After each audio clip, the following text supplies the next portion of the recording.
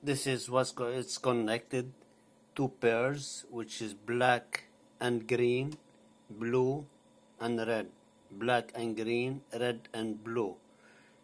This is what it shows on the side. Okay, this is the two pair. This was connected the same, and it's connect on the 24 volt, and it's connect on Arduino Gerber, and it's connect to my computer. Software check.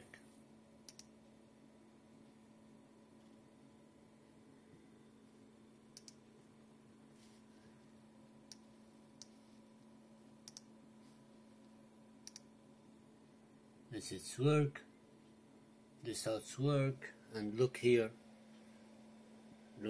the motor.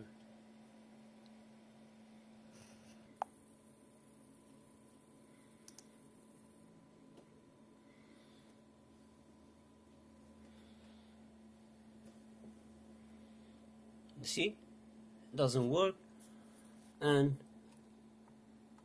start heating. I'm gonna show other video with the other three that are working.